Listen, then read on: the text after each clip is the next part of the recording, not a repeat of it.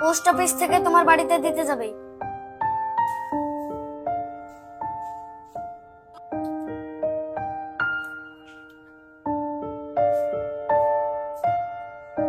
কত টাকা তুলবেন? বাবা, আমার বেটা 5,000 টাকা পাঠিয়েছে, ওইটাই দাও বাবা।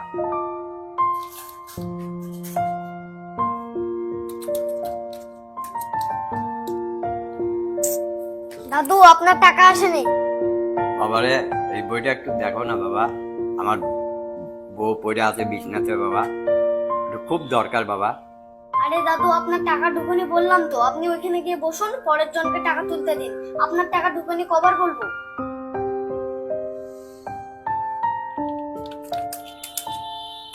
আপনার টাকার করে আপনি শুনুন তো, আপনি শুনুন তো।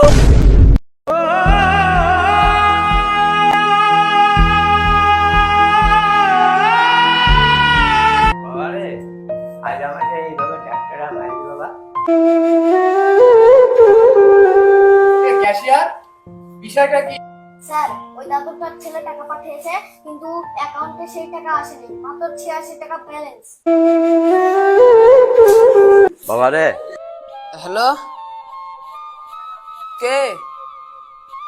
শ্বশুর আব্বা নাকি? আমি তোর বাবারে। ও আব্বা, হ্যাঁ বলো। কে? ওইসব টাকা মাকা আমি দিতে পারবো না। বাবারে, তোর মাকে বাঁচাতে পারবে না রে বাবা, টাকাটা দে বাবা। বাবা, ঠিক আছে যাও, আমি দেখছি, টাকা দিছি, দেখছি আমি, যাও রাখো তো এখন। বাবারে একটু এই বইটা দেখ না বাবা আরেকবার।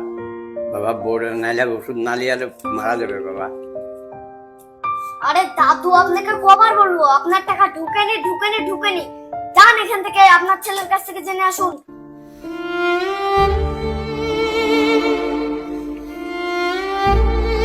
এই দাদু শুনুন আপনি, দাদু।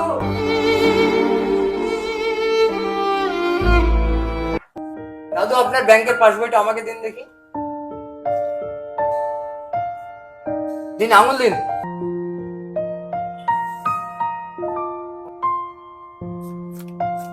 দাদু, আপনার ছেলে টাকা পাঠিয়েছে, হ্যাঁ আপনি টাকাটা নিয়ে বাড়ি চলে যান, আর আপনার সমস্যা আছে আপনি বাড়িতে যান।